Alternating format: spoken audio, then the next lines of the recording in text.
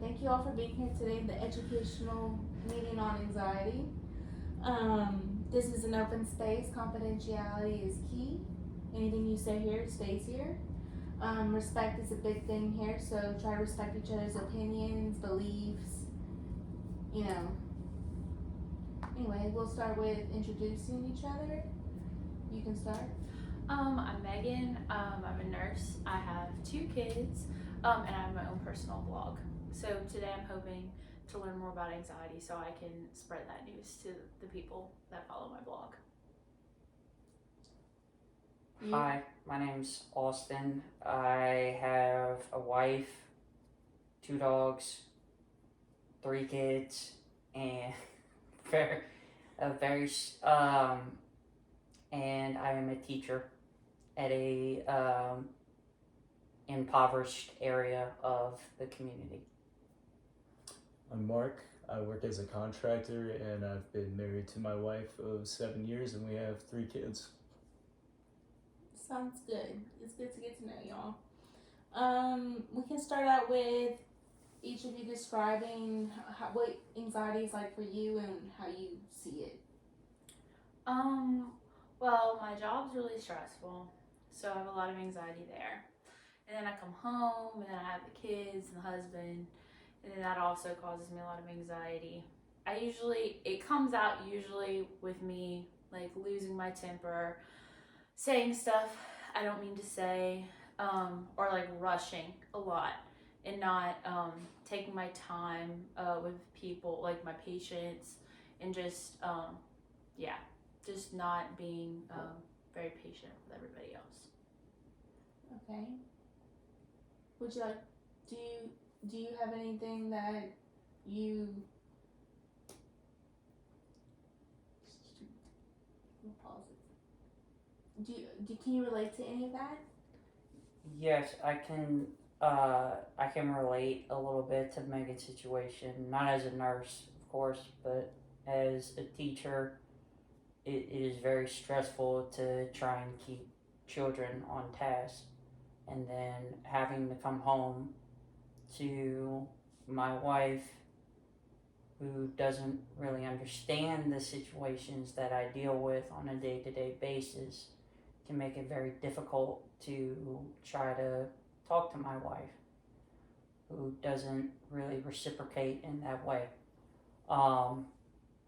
And my children, I try my best to discipline them as best I can, but my wife sort of overpowers me from time to time. So it can be very difficult to communicate my thoughts and feelings with my wife and my children, and also maintaining my mental stability at work as well. How does your anxiety come out? Like, oftentimes it comes out in aggression, and either towards the students or towards my wife, typically verbally. okay. I think I could relate to Megan's situation. I have a lot of work-related stress, just keeping up with everything. Being a contractor, you have to focus on a lot of different aspects of a construction job, and I would say it's less manifesting itself in an aggressive way. It's more of just wanting to be alone and not not exactly talking to people, but just being very standoffish.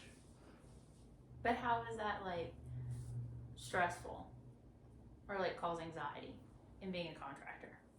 I'm basically a manager over a lot of different companies that work on a construction job. So I have to manage the people who pour the concrete, the people who bring in the lumber, the people who actually frame up a house, stuff like that. So.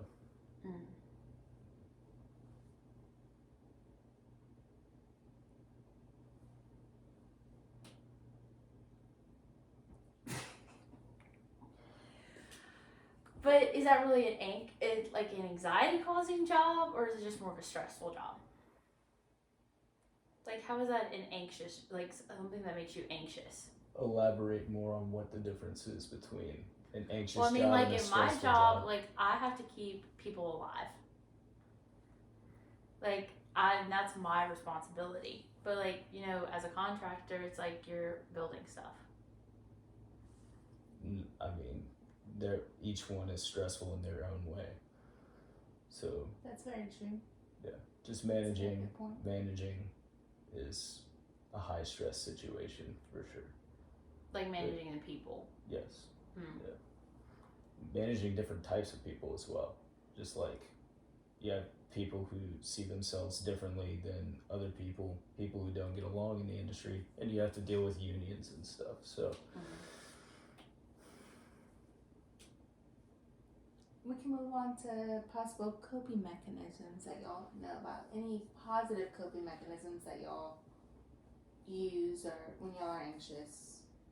fitness, working out, not consuming a ton of caffeine as well. Like the only caffeine I'll drink is tea because that will make my anxiety flare up quite a bit. I mean, I like talking to people a lot. So usually I like to talk to other people about my anxiety. So that, I mean, I don't know if that's really positive, but that's usually what I do.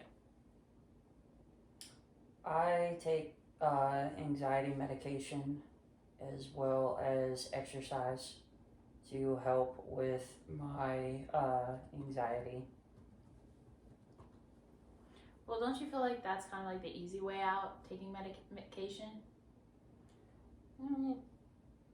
Sometimes I do kind of feel that it does kind of seem like the easy way. However, kind of similar to what you were saying earlier, I do try to talk to people if I'm feeling nervous about a situation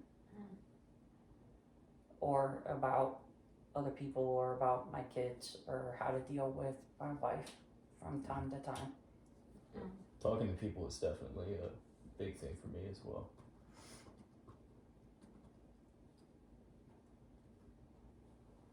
I just don't really think medication works. I feel like people should find other ways to cope with their anxiety. We could all agree that, respecting each other's coping mechanisms is a priority right now. Next.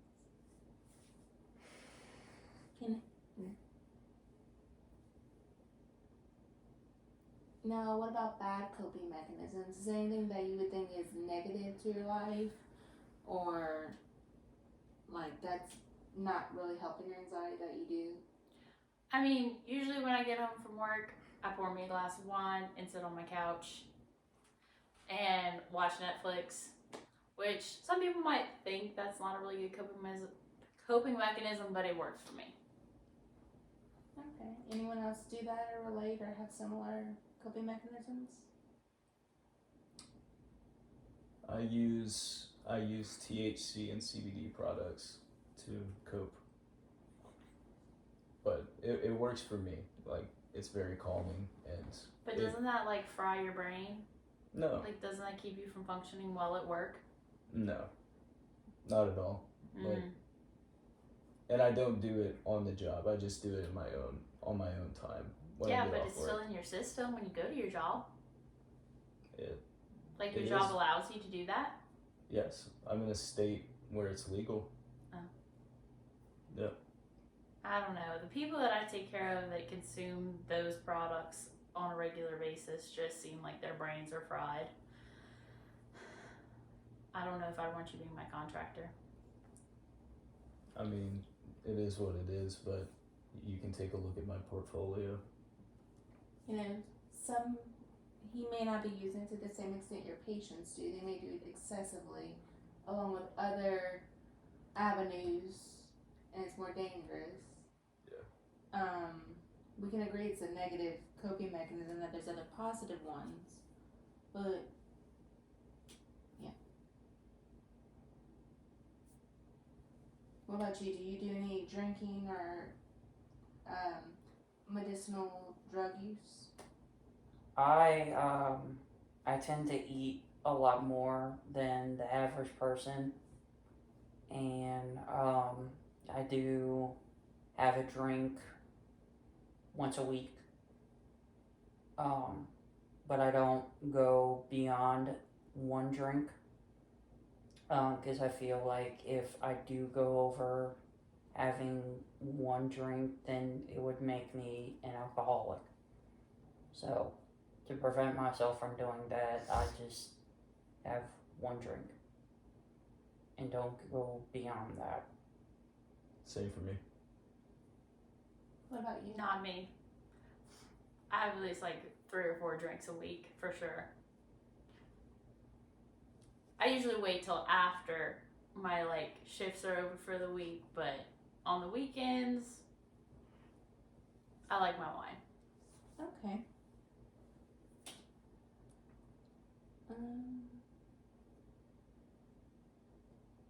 Y'all.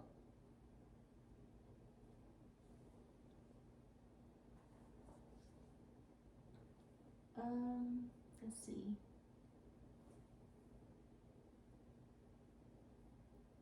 Do y'all see any other differences in coping, or can y'all identify any other ways to cope that maybe y'all don't do, but that y'all have seen or you've done in the past? I feel like exercise definitely is a better way of coping, which they both said that they do that, but I think it'd be something that would help me a lot more if I got into the routine of it. I just haven't, and just don't feel like I have time to do it. But it seems to work for a lot of people. Any other coping mechanisms that you can list that you don't do but you think are positive that you would want to learn about? I like to learn how to do different exercises that might help with the coping. So, for instance, I'm thinking about learning more about yoga, because yoga is supposedly supposed to help with stress. So, Okay. Yoga is something that I've looked into. It's something that my wife does. Okay. But I've yet to do it with her, but I'm looking into it. Along with those things that y'all listed, those are pretty good ideas. You know, exercise is great, yoga is great. Other things could be like grounding techniques or breathing exercises. We could work on a breathing exercise right now if you'd like. Okay. okay. Okay. So first, we're going to use breathing with our belly instead of our chest. It's diaphragmatic breathing. Didn't get the word out all the way right. And you're going to breathe in for 4 seconds, slowly. And then you'll hold for 4 seconds. And then you'll exhale for over 4 seconds. And then you'll hold for 4 seconds before you take another breath. You can think of it like a cue, 4, 4, 4, and 4. You gotta breathe with your stomach. Because that's connected with your vagal nerve and it helps to calm you when you take those deep breaths. So in situations where you may be in a high anxiety situation, doing these breathing exercises may help. Does anyone feel any difference? Yeah, it feels like it makes me kind of like stop and like it makes me focus on something else, sort of. Yeah. I don't really know. Kind of making me feel more anxious. Can you describe that feeling? Yeah, I feel like my heart's kind of beating a little bit faster than normal. Anything to say? No, I mean it feels like it kind of worked. Okay. So now after the breathing techniques, would y'all like to learn about grounding? Sure. So when in a high anxious situation, or like maybe if it's at a panic attack type of escalation, you can sit and look at your senses. So you could smell, try to list 3 things you smell. Sight, 3 things you see. Feel, you can feel like the clothes, 3 things you feel, different textures. Taste, taste is a little difficult if you don't have anything around you to taste, but 3 things.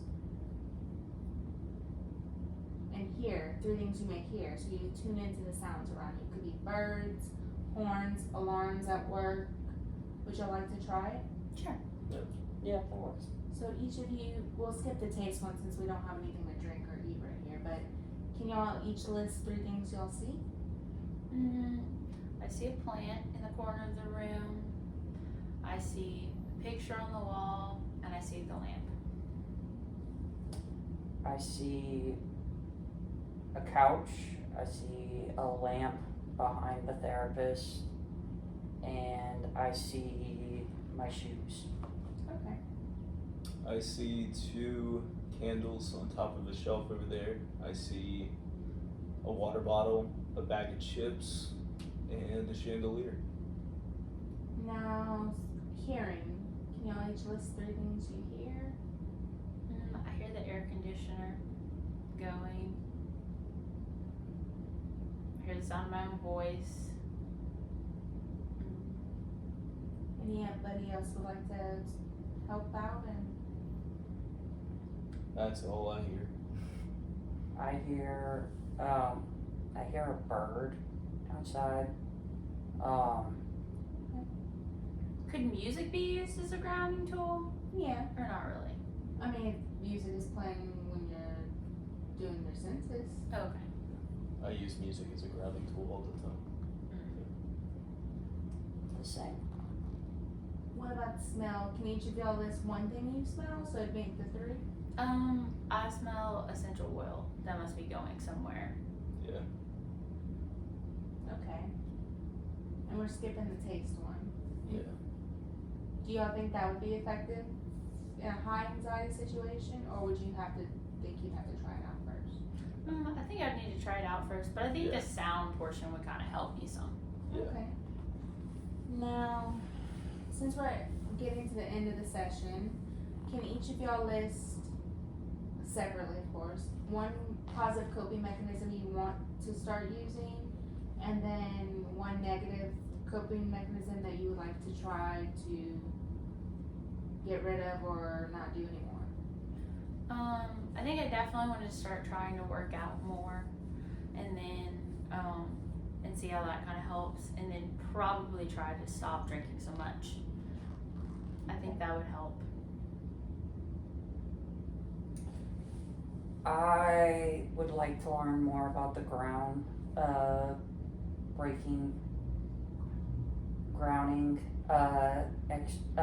techniques, and I think that 1 thing I can stop doing is getting aggressive at my students and my wife. Okay. I would say spending more time away from work, like taking more time off to be with my family. I think that would be a good thing for all of us. So And what's one that you'd want to, your negative coping mechanism you'd want to get rid of, or? I guess cut out drinking. I mean, it's not necessarily a problem, but I think Okay. taking alcohol out the equation would be good as well, just for my physical health. Okay. Well, that's great. It's good to hear all of your opinions and get y'all to think together. And that's it.